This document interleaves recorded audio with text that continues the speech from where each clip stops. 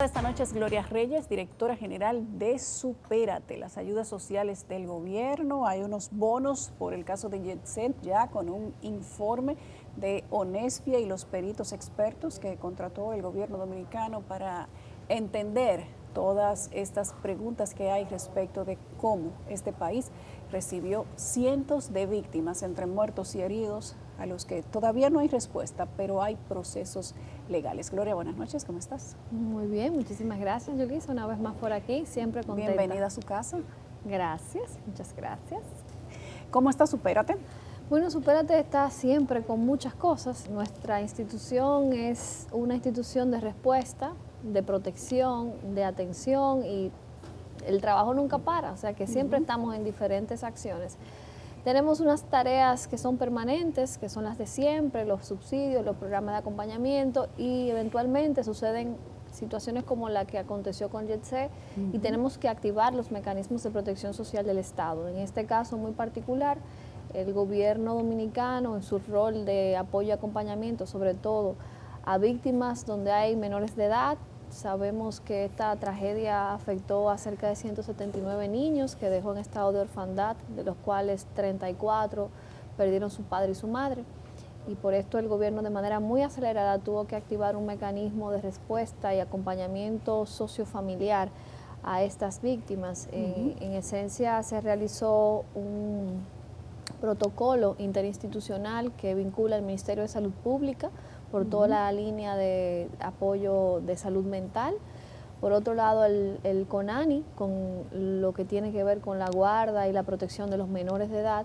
Y en el caso de Supérate, en lo referente a todo el acompañamiento social y de apoyo a estas familias. En el caso de CONANI, quiero que detengas un momento ahí, porque tú conoces el proceso de todo lo que ha hecho el gobierno.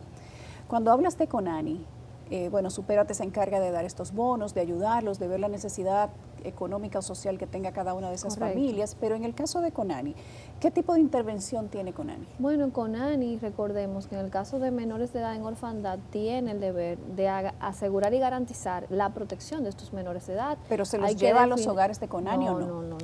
Ese sería el caso extremo. Eso sería ya en algún caso que pudiera darse. Hasta ahora no se ha dado porque todas las familias han recibido a estos menores de edad, o un abuelo, una abuela, un tío, una tía, algún pariente. Pero para fines legales, el CONANI es quien autoriza y quien da, a final de cuentas, el seguimiento para quién va a ser el tutor y la guarda de estos menores de edad. Debe existir esa supervisión y este acompañamiento de cara a estos menores de edad. Entonces, en la comisión que visitó a estas familias, a las 232 familias que fueron las que intervenimos en estas comisiones conjuntas, iba un abogado, un asesor legal para identificar cualquier necesidad de esta familia de orientación a los pasos para el proceso de guarda y custodia de los menores de edad. ¿Por qué el gobierno tiene que dar un bono de solidaridad?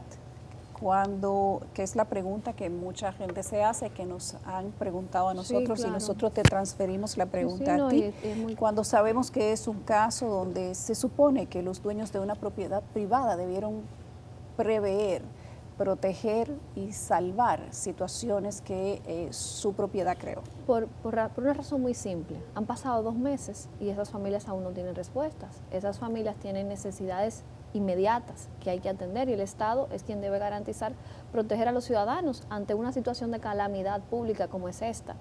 ¿Qué hacemos? Los niños tienen que comer, tienen que ir al colegio, tienen que pagar transporte, tienen que pagar casas. Hay mucha gente de las víctimas que viven en casas alquiladas, porque sabemos que en nuestra sociedad hay una manera en que se vive hacia afuera y otra manera que se vive de tu casa hacia adentro. Tenemos una forma de cultural de que nos vemos de una manera hacia afuera y en nuestro interior somos de otra manera. Entonces, la realidad de muchas de estas familias es que hay necesidades importantes y sobre todo, Yulisa, cuando tú pierdes tu papá y tu mamá y tú eres un menor de edad. En el caso de familias donde hay 4 menores de edad, toda la familia que tú tienes pudiente que te puede agarrar 4 muchachos, yo pienso hoy en mí. Y yo tengo un niño menor de edad, un niño de 2 años, mi hijo tiene 2 años. Yo digo, si a mí me pasa, Dios me libre, algo, y mi esposo también. Quizá mi mamá, pero si no tuviera mi mamá y mi suegro, entonces uno se pone en ese lugar y uno se da cuenta que claro que el Estado tiene que intervenir, el Estado tiene que actuar, tiene que identificar si la familia requiere la asistencia del Estado. Ahora, si no la requiere, perfecto, pero tenemos de 232 familias que visitamos, 205 pidieron el apoyo económico del Estado. O sea, vemos que hay una necesidad real. Además, hay familias donde hay sobrevivientes que quizás no han podido o ya han gastado sus recursos en lo que son los medicamentos, la atención médica o las secuelas o estar inactivos sin trabajar. O sea, esta es una tragedia que tiene muchas secuelas. Entonces, evidentemente el Estado debe actuar. No podemos esperar a que la justicia o a que el interés privado que tenga o no responsabilidad en esto actúe, sino que el Estado tiene que activar sus protocolos. Cuando estos procesos ya de cara a la reparación sucedan, quizás han pasado 5, 6 meses, 2 meses, 1 mes, ya tenemos 2. Y esa es la realidad y por eso es la importancia de que el Estado haya actuado de manera inmediata, porque primero toda la respuesta in situ, vimos todo el operativo que el Estado en sus múltiples funciones realizó, pero luego la primera visita con psicólogos que realizamos a estas familias fue el miércoles santo. El miércoles santo, 25 comisiones donde habían psicólogos, trabajadores sociales y asesores o abogados en materia legal para los menores de edad, visitaron las primeras 40 familias. Incluso muchas, yo que estuve pendiente y dando mucho seguimiento a los equipos de trabajo, muchas de las familias estaban en las misas de los fallecidos, que íbamos a visitarlo, cuando íbamos a visitarlo, que nos decían, no, vamos de camino a la misa, vaya la semana que viene. O sea, el Estado asumió su responsabilidad y actuó de manera diligente. Una gente dice, bueno, Gloria, han pasado 2 meses y no le han pagado el bono. Evidentemente tenemos que identificar primero una evaluación socioeconómica y familiar. Primero un diagnóstico de la situación emocional de la familia, porque yo no podía a donde una familia ofrecerle algo si no hay una estabilidad emocional. Había que esperar un tiempo prudente de estabilidad, de duelo, que había que respetar. Luego de eso, el SIUBEN ha tenido que hacer entrevistas a estas familias porque hay que llevar un trámite de una evaluación de una ficha de emergencia que se llama FIBE, y entonces es el SIUBEN que nos envía los casos para ser incluidos, pero luego de eso tiene el banco que sacarle la cuenta. O sea, hay un procedimiento, no es que tú le vas a entregar dinero en efectivo a la gente, eso no funciona así. Por eso se ha tomado este tiempo, pero ya esta semana se hizo el pago del primer grupo de familias, de las primeras 30, de estas 205 familias, porque ya hemos evaluado más del 50%. Ahora, una parte está en trámite de la creación de su cuenta y aprovechamos para decirle a esas familias que aún no han creado su cuenta, que la estamos contactando vía telefónica para que descarguen el aplicativo de reservas, de Mío Banreserva, que es el método de pago, porque necesitamos que tengan el aplicativo en su teléfono para que puedan recibir la transferencia. A veces la gente desconfía, ¿será verdad, será mentira? Y me están llamando por teléfono. Pero ya hicimos estas visitas, ya se llevó un personal para que les explicara cómo es el procedimiento. Ahora nos falta una fase muy pequeña y muy corta que va a permitir que el resto de familias que faltan puedan recibir este apoyo. Gloria, ¿cómo se definió o cómo se decidió el monto de los 30,000 pesos y cuáles eran las condiciones para que estas 205 familias calificaran para ese bono? Y el bono de emergencia es un método de apoyo temporal que establece el Estado Dominicano. No es algo que creamos para el YETSE, sino que es una respuesta que ya está institucionalizada, que existe. Este bono se activa en diferentes circunstancias, que son circunstancias no esperadas, como una crisis sanitaria, que pudiera ser una pandemia, como una catástrofe natural, como fue con la tormenta Fiona, o en una situación de choque económico, como fue el cierre de la frontera. En todos estos eventos, incluyendo un evento de calamidad pública, como fue la explosión de San Cristóbal, en todos estos eventos el Estado ha activado el bono de emergencia. ¿Con el mismo monto? No. El bono de emergencia, de acuerdo a las circunstancias, a la coyuntura y al contexto de este momento, establece los posibles montos. En el caso de Fiona se activaron desde 5,000 a 15,000 pesos, me parece, de acuerdo al nivel de afectación que tenían las viviendas, que tenían las familias. En este caso, al ser una población más reducida y también una situación donde hay muchos menores en desprotección sin tener ingresos para manutención, porque en el caso de que fueran personas adultas, pero estamos hablando de fallecidos, que eran proveedores de menores de edad y de adultos mayores también, y de personas con discapacidad, porque tenemos menores con discapacidad en estas familias, tenemos adultos mayores que en condición de discapacidad que también fueron afectados porque quien proveía sus ingresos era su hijo o su hija. ¿Cuántos niños en condición Tenemos de discapacidad? cerca de 9 niños con condición de discapacidad en las familias que hemos levantado, y adultos mayores, me parece que hay más de 30 que eran dependientes. Entonces es un drama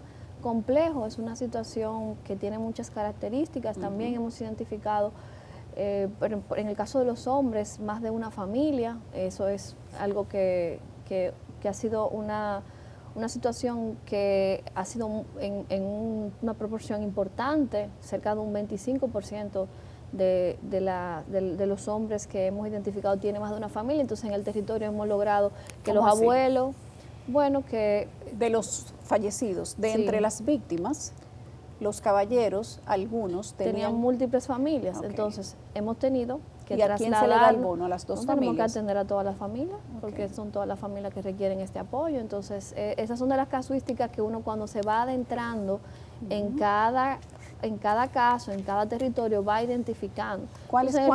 ¿Se sabe cuántos caballeros tenían más de una familia? Como el 20 y pico por ciento, el 25% más o menos. O sea, que tenían varios hijos con varias madres. Entonces eso también te complejiza, Te multiplica. Entonces el tema del monto se tomó como una referencia de los ingresos de un salario mínimo aproximado, poquito más. Ese fue el criterio para elegir estos 30,000 pesos. Es hasta 6 meses, porque el bono de emergencia solo permite una activación hasta 6 meses. Tenemos un manual operativo que es el que norma toda la implementación del bono de emergencia, y esta guía de implementación solo nos permite activar hasta 6 meses.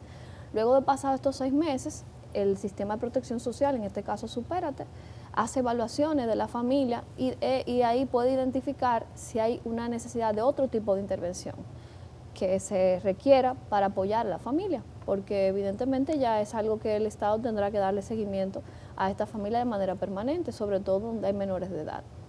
¿Qué tipo de ayuda podría brindarle el Estado y hasta qué punto le corresponde al Estado, sabiendo que esta es una situación, digamos que de acción privada, que en algún momento tiene que tener consecuencias de protección para estas familias? Y si en ese momento que haya una definición por parte de las autoridades de justicia, ¿cesaría la ayuda o no cesaría? ¿O qué pasaría? El Estado tiene una responsabilidad que no es una responsabilidad que concluye, es una responsabilidad que permanece mientras el ciudadano requiera el apoyo, porque si tú no lo requieres, pues ya el Estado no tiene que intervenirte. Pero si tú eres menor de edad y necesitas, porque no solo es recursos económicos, hay que saber que los servicios públicos son muy diversos y amplios, desde un seguro de salud, por ejemplo. Imaginémonos que en una de estas familias, un menor de edad que estaba bajo la responsabilidad de su padre como beneficiario de su seguro de salud privado, de una ARS privada, ya no tiene el seguro de ARS privado. Al efecto es así. Correcto. Varios de esos niños se iban a quedar sin seguro. El Estado le amplió hasta 6 meses esta cobertura como beneficiarios de este seguro. Pero luego que se pase este tiempo, porque es lo que la ley permite, luego que pase este tiempo, estos menores de edad, si no tienen un adulto donde puedan ser dependientes de un seguro, no podrán estar cotizando en ese seguro. Entonces tendrán que entrar al seguro subsidiado del Estado. Entonces eso es un servicio que el Estado le está dando y que será permanente hasta que lo necesite, al margen de cualquier proceso privado que se concluya, porque no sabemos si sus familiares le van a contratar un seguro privado, esos menores de edad. Entonces el Estado tiene que estar ahí para responder. Supongamos que esos menores de edad no pueden continuar con la colegiatura, el pago de la colegiatura. El Estado tiene que intervenir, porque no se van a quedar sin ¿Qué pasaría estudio. en ese caso? ¿El Estado paga la colegiatura de los colegios donde previamente ya estaban esos niños o los pasa al sector Eso es público? algo que debe analizar el Ministerio de Educación, que debe sopesar. Yo no me atrevería a aventurarme una opinión sobre eso, porque no es parte de nuestra rectoría de la política. Ahora, ¿qué si nosotros tenemos que hacer? Enviar y dar seguimiento a las sectoriales de gobierno que se encargan. O sea, como protección social, ¿qué es lo que yo hago? Yo soy un acompañante de esta familia en todas sus problemáticas y necesidades, y los vinculo como puente a las sectoriales de gobierno que son las dueñas de la política. En el caso de educación, el deber nuestro con nuestros trabajadores sociales es de referir a educación. Mire, tenemos este caso, este menor de edad, con estas circunstancias y características, ¿qué se puede hacer o qué puede hacer el ministerio? Y el ministerio nos responde, bueno, lo que haremos es esto, esto y esto, pero ya es una responsabilidad del Ministerio de Educación. Lo mismo con el caso de salud, tenemos casos de salud mental.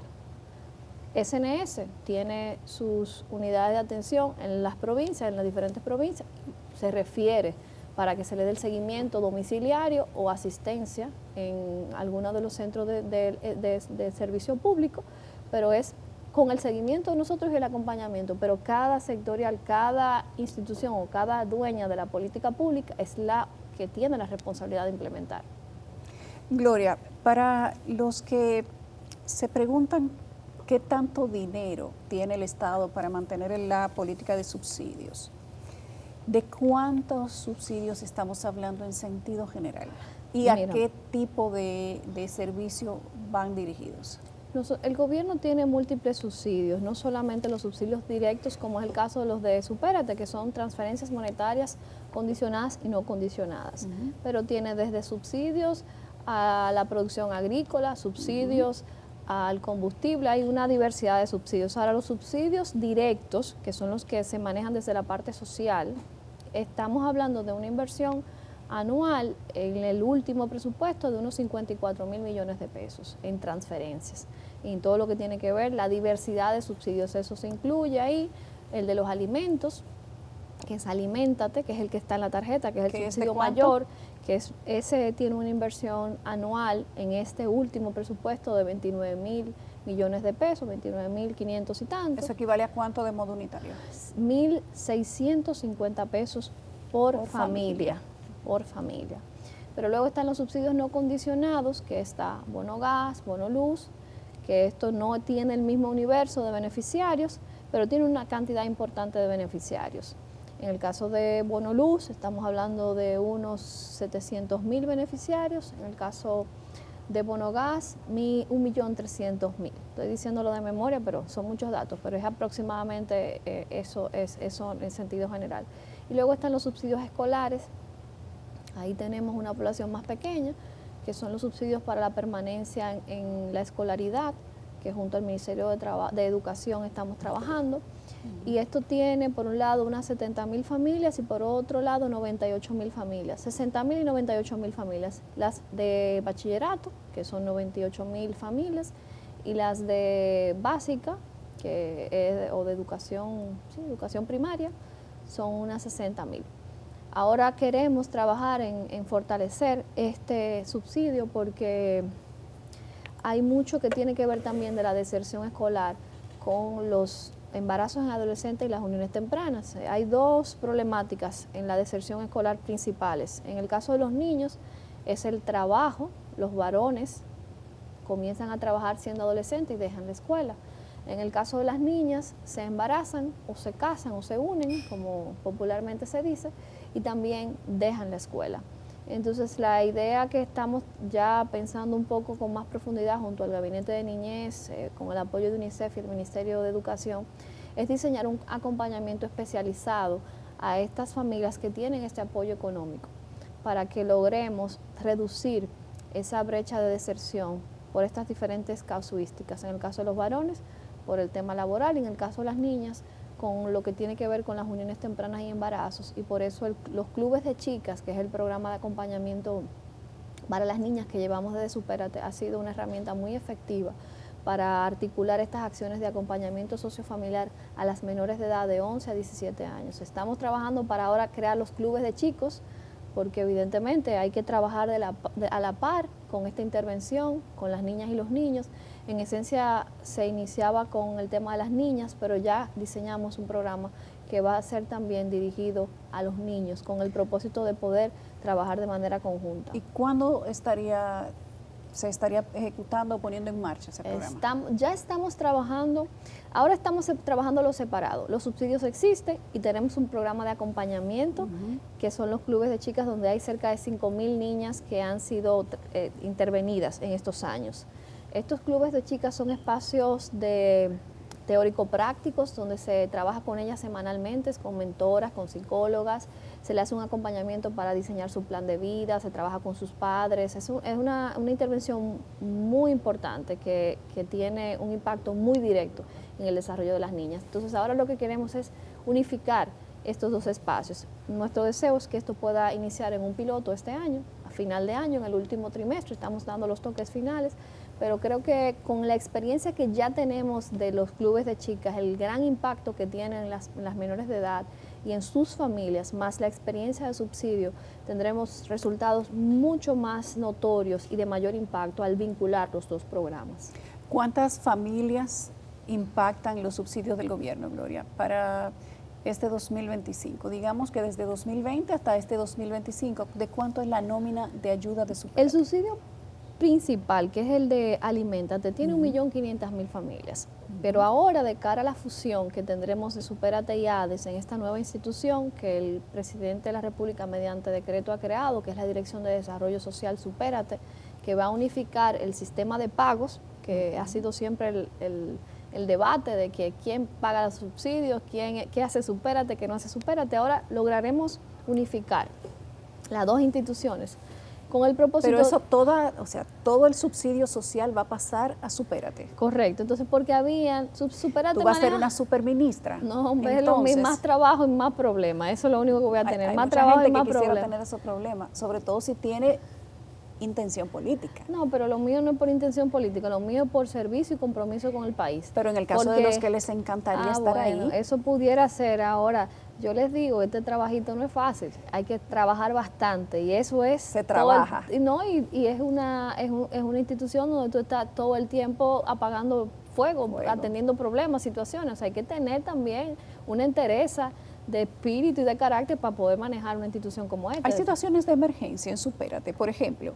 Bueno, lo de JetSet fue una situación de emergencia, imagínate, eso no es algo que no teníamos planificado y yo tuve que tomar más de 30 equipos de trabajo de diferentes áreas, poner en pausa programaciones operativas que teníamos preparadas en nuestro POA para atender esta situación de familia porque había que dar una respuesta inmediata. Entonces eso es, por ejemplo, una situación de emergencia. O cuando viene un ciclón, una catástrofe atmosférica, nosotros tenemos que movilizar todos nuestros equipos operativos, a levantar a campo, a visitar. O sea, nosotros trabajamos en la contingencia. O sea, Supérate tiene que estar siempre como que una respuesta a situaciones de urgencia que suceden. Tenemos un trabajo, una misión que es permanente, el acompañamiento sociofamiliar, los subsidios, pero también nos hemos convertido en una institución de respuesta a lo que hemos denominado la protección social adaptativa, que se adapta a circunstancias no esperadas. Entonces, con esta fusión de ADES y Supérate, cerca de 10 subsidios que no manejaba Supérate, ahora se van a incluir en Supérate, en la nueva dirección. Vamos a tener todo integrado y articulado. Eso va a ayudar a que el Estado se pueda ahorrar en la operación cerca de 300 millones de pesos, porque vamos a unificar en el año, un poco más de la mitad del presupuesto que tenía ADES. Mi deseo es que sea completo, pero en la primera fase entiendo que vamos a ahorrar un poco más de la mitad hasta que podamos terminar de fusionar todos los equipos y todas las áreas. Vamos a eficientizar en el proceso de servicio al ciudadano, porque ahora tenemos 3 instituciones que dan servicio para lo mismo y hay una confusión entre las instituciones. Eso nos va a ayudar a mejorar mucho la experiencia de los ciudadanos. Vamos a ahorrar también en las locaciones, porque hay muchos locales que son rentados en el país, o sea que hay eficiencia, hay además un plan de transformación digital para concluir todo lo que iniciamos en el 2023, que se dio un gran giro en el cambio de las tarjetas de banda a las tarjetas de chip, pero ya también estamos diseñando un proceso interno entre las instituciones bancarias y lo que es el sistema de subsidios para mejorar y reducir por completo esa burocracia que hasta a veces nos toma hasta 30 y 40 días para hacer el pago de un subsidio. Entonces eso es parte de este modelo de innovación y fusión que tiene el gobierno. Tenemos que hablar del gobierno, de la situación de la coyuntura política. Tú eres la jefa de campaña de Eduardo Sanz Lobatón, ¿se puede decir preaspirante o precandidato? No estamos en campaña todavía. Precandidato Todo esto sería. es un proceso, no, se debe decir aspirante, porque no hay precandidatos todavía. Sí. Hay que pasar a un proceso de apertura de la pre-campaña, Los que es en el aspirantes 2027. están en campaña, hacen sus No, actividades, pero eso es mandan interno, sus noticas de prensa. eso es interno al partido. Se sabe, pero es interno, no Pero estamos si en están campaña haciendo ni su en pre-campaña, estamos en un proceso interno del partido. Entonces, en campaña discreta, en campaña privada, no pública, No, sería. es que esto siempre ha pasado. Lo que sucede ahora es que la penetración de las redes sociales y los medios es mucho mayor que hace un tiempo, pero los partidos políticos siempre tienen este activismo. Sin Lo que duda. sucede es que la población usualmente o históricamente no se enteraba, porque no había tanta penetración. Ahora todo el mundo en una reunión tiene un video. Sí. Hay muchísimos periodistas en los pueblos, en las provincias. Tú vas a una provincia y te vas a encontrar Sí. un corresponsal de un medio local, ni siquiera de un medio nacional. Entonces eso hace que se publicite cosas que antes no se conocían. Pero el presidente Abinader, antes de ser presidente, ¿cuántos años duró preparándose? Todos. Más de 10 años. Todos los años lo tuvo preparado. Más de sí, 10 digamos, años. sí, Entonces, así es. un proyecto Pero presidencial. él no era funcionario público. Claro, eso es la diferencia, pero hay otros que sí fueron funcionarios Sí, públicos sin cuando duda. porque no estábamos en el gobierno. Pero los demás de los partidos anteriores Justamente, ¿cómo vamos a dividir hicieron eso? lo mismo. ¿Cómo vamos a dividir eso? ¿Cómo está la situación interna del partido? Y quiero saber si tú aspirarías a la Secretaría General del Partido Revolucionario Moderno. No, pero como aquí todos somos ibaeños, te vamos a dar una gabela. Tenemos que cumplir compromisos comerciales y ya regresamos con Gloria Reyes. Con Gloria Reyes esta noche la situación del país en materia de política, pero también de subsidios y de ayuda y de los bonos del famoso Jet Set. Antes de irnos a la pausa, le preguntaba a Gloria cómo se va a maridar o cómo se marida en la actualidad, porque hay actividad política interna en ese partido, cuando también hay relaciones y responsabilidades tan arduas de trabajo. Bueno, muy simple, los horarios no laborales, los fines de semana, el horario no, como siempre ha pasado, las reuniones de los partidos siempre son en la tarde, noche, al final de la jornada y los fines de semana. ¿Tienen horarios ustedes, los funcionarios de primer nivel? ¿Es posible que se pueda decir que tienen un horario? No, imposible, imposible. Porque por lo menos tú trabajas todas horas. Todas horas, eso no, yo no tengo horario, yo no tengo horario, Y ni lo mi asume, equipo, entonces. ni mi equipo tampoco, es imposible. Además, un tema también de estilo de liderazgo. El presidente ha instalado un estilo que tenemos que seguir todos.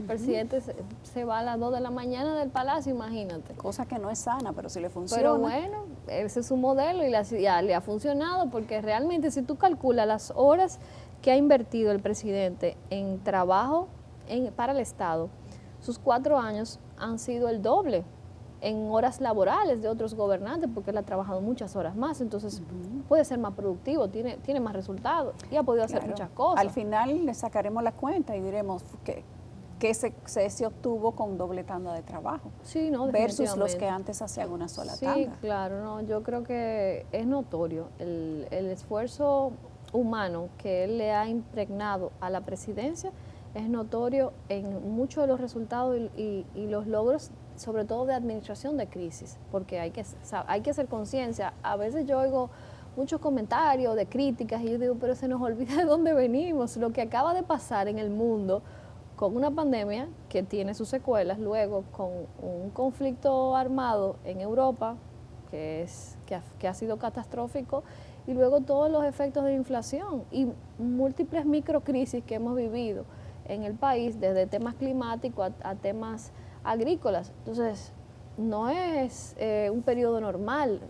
Evaluar o valorar lo que sucede en el país hoy, hay que tener ese sesgo y decirle, espérate, pásale este filtro, el filtro de que venimos de esta situación. ¿Tú sientes desde el punto de vista de las cantidades de personas que tienes que ir en socorro, las que ya estaban, ahora ustedes han incluido más, que es que hay más gente que necesita ayuda que no se sabía o que ahora hay más pobres? No, mira lo que ha pasado. Post pandemia, nosotros pudimos identificar, a propósito de la pandemia, un importante número de familias que no estaban incluidas en la protección social. Y por eso, cuando el presidente de la República decide ampliar el programa, en ese momento Comer es Primero, ahora Aliméntate, de 800,000 familias a 1,5 millones de familias, es precisamente porque en los registros de Ciuben estaba esta población que estaba censada, que estaba categorizada en índice 1 y 2, pero no tenía los programas de apoyo del gobierno. Entonces el gobierno dice, no, pero esta gente, tenemos el presupuesto identificado, priorizamos este presupuesto, porque si lo usamos para la pandemia es porque lo podemos priorizarlo, un tema de voluntad y de prioridades de parte dentro de la planificación. Entonces, se determinó este recurso en el primer presupuesto de 2021, que fue el primer presupuesto que elaboró el presidente en su periodo, y a partir de ahí, todos los años se ha reservado esta partida, que ha hecho que muchas personas que estaban fuera entren. Pero ¿qué pasa? Esta población no se ha mantenido estática, sino que han entrado personas porque han salido otras. ¿Cuántas han salido, Gloria, en los 5 Mira, años que tú tienes ahí? Yo no he concluido este cálculo los últimos 5 años. Es un cruce que tenemos que hacer, lo vamos a hacer para agosto, para presentarlo como una especie de rendición. Pero entre el 2022 y 2024 habíamos graduado 142,000 personas. Graduar para la gente en su casa es que salen. Que salen. ¿Y cuántos entraron? La nómina se mantiene fija. Desde el 2021 tenemos, 2022 realmente, tenemos ese 1,5 millones de familias. Pero ese no necesariamente son las mismas personas, sino que han salido personas y han entrado. Pero siempre tenemos el tope, porque el presupuesto tiene un techo. Entonces nuestro techo ha sido 1,500,000. Y hemos entrado, no ha pasado quizás 1,520,000, 530, pero después vuelve a 1,500,000, en alguna ocasión ha podido estar en 1,490,000, pero el promedio es 1,500,000, porque el techo presupuestario ha sido así, y todos los meses nosotros hacemos una revisión de los beneficiarios, se hace un cruce en interoperabilidad con la TCS, con la Junta Central Electoral. Por ejemplo, está el caso de los fallecidos. En la última nómina de mayo a junio hay un cruce de 8,000 personas fallecidas, de los datos que tenemos. Entonces, esa persona hay que excluirla porque fallecieron. ¿Y tienen la recepción de la información con cierta, digamos que, rapidez? Sí, a veces puede que se atrase con la TCS, que tiene sus protocolos en su tiempo. Pero días o semanas, no meses. No, días o semanas, exacto. Puede pasar semanas, que 1 mes y medio, pero usualmente lo hacemos mensualmente, ese cruce de datos, junto al CIUBEN, que es nuestro puente para hacer este cruce de datos con la TCS y la Junta Central Electoral, que esencialmente que son las entidades, y también lo hemos hecho con la Superintendencia de Electricidad, porque hemos identificado altos consumos de personas que tienen incluso negocios y que estaban recibiendo las ayudas, y por ahí hemos podido detectar que son personas con ingresos que le permiten puede pagar una luz caro. Claro, entonces también con la Superintendencia de Bancos, cada cierto tiempo hacemos estos cruces. Por ejemplo, personas que tienen préstamos importantes, que tienen algunos bienes a su nombre. En algún momento lo hicimos con DGI, para los vehículos, y ahí también pudimos identificar un número importante de personas que tenían vehículos a su nombre. O sea que de alguna manera, poco a poco, hemos logrado ir depurando, si se puede utilizar ese término, o focalizando, que es el término técnico, pero para que se entienda popularmente, depurando esta lista de beneficiarios o esta nómina de beneficiarios, que es el nombre técnico que tiene, para que cada vez más sea que se permanezca ahí la gente que realmente necesita estos programas. Gloria, no quiero que te vayas sin decirme si tú vas a aspirar a la Secretaría General del Partido Revolucionario Moderno. Mira, esa es una pregunta que me han hecho mucho estos días, y yo debo decirle sobre todo Parece que la gente te ve con perfil de eso. No ¿Será? sé, puede ser. O que quizás me quieren mucho, no sé. También, pues. Bueno, lo que sí quiero aprovechar para decirle a los PRMistas y a mucha gente que me escribe, que yo soy una servidora de mi partido, me siento comprometida a siempre apoyar al PRM desde su fundación.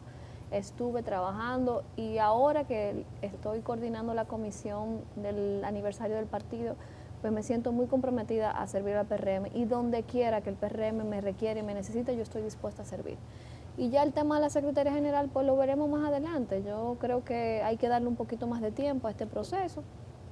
Hay que ver también un poco qué visión tiene el partido de cara a nuestra dirección ejecutiva, de cara a la renovación del 26. Lo que sí, los PRMistas pueden estar seguros que yo seré una soldada que apoyará siempre el fortalecimiento del PRM y la mejora en todo lo que es la creación de nuestras estructuras a nivel nacional, y en eso estamos. ¿Será que la gente piensa que el trabajo organizacional se le da bien a las mujeres? Carolina Mejía lo ha hecho muy bien. Lo ha hecho muy bien, y así es. Quizás que pasar de la mano de alguien que lo ha hecho muy bien a alguien que podría hacerlo bien también se ve muy bien. A nivel de imagen partido, yo entiendo Sí. que el hecho de tener un hombre, una mujer, un hombre es algo que gusta, que también da una imagen ¿Pero te de gustaría renovación. a ti? yo lo haría con muchísimo cariño y placer y compromiso. Para mí siempre, yo soy una persona que tiene carrera política, yo vengo de militar desde la juventud de mi partido, o sea que es natural que cualquier puesto orgánico del partido yo esté dispuesta a asumirlo. Mira, Gloria, ¿y por qué están publicando encuestas de los candidatos que no son candidatos del Partido Revolucionario Moderno? Y las publican, las mandan con nota de prensa a los medios de comunicación. Bueno, ustedes saben que el marketing político y todas estas estrategias, estas estratagemas para posicionar candidatos, hay muchos consultores políticos, hay mucha creatividad en este medio y eso debe ser producto de la ansiedad y de la creatividad de mucha gente. Pero al final, en esta etapa, hablar de encuestas, cuando en el caso del PRM es un proceso interno, o sea que ya hemos tenido muchos casos en el pasado donde la popularidad no representa que tenga la simpatía de la militancia partidaria, entonces es extemporáneo y no agrega ningún tipo de valor ese tipo de encuesta en este momento. Hay que esperar un poco más adelante y también entender que cada proyecto de los que tienen interés de ser los representantes de la boleta presidencial del PRM tiene un trabajo por delante. Tienen que ganarse el favor de la estructura partidaria, tienen que organizar equipos, tienen que visitar, tienen que, como decimos en el PRMismo más popular, tiene que bajar a la base. Eso es algo que se dice mucho en el partido, tiene que bajar. Entonces, luego, el año que viene... Pero tú vives en la base. Ah, no, ese es mi trabajo, siempre ha sido territorio. Ese es mi territorio, Entonces, ese es donde yo mejor me muevo, contigo. ese es donde yo mejor me muevo. Ahora bien, todos los que aspiran deben hacer su trabajo, su debida diligencia, como dirán otros, ¿verdad? Entonces, después que esto pase, este proceso natural de creación de estructura, de estar en contacto con nuestra militancia, entonces podremos ver encuestas en el 2027. 2027. Claro, eso podrá ser determinante, pero en este momento no es determinante una encuesta, porque si tú vas a una convención, si no se han iniciado los trabajos de organización, si ni siquiera hay claridad de cuáles son los aspirantes, esas encuestas no agregan valor, esas encuestas son hoy mecanismos de publicidad, eso es lo que son. Bueno, y funcionan. Bueno, mira cómo estamos hablando de eso. Claro que funciona. Gracias, Gloria, qué gusto tenerte siempre aquí. Igual, gracias a ti. Volvió a su casa, que tenía mucho que no iba. Sí, señora, Gracias. vuelvo pronto. Gracias a Gloria Reyes, directora de Supérate, esta noche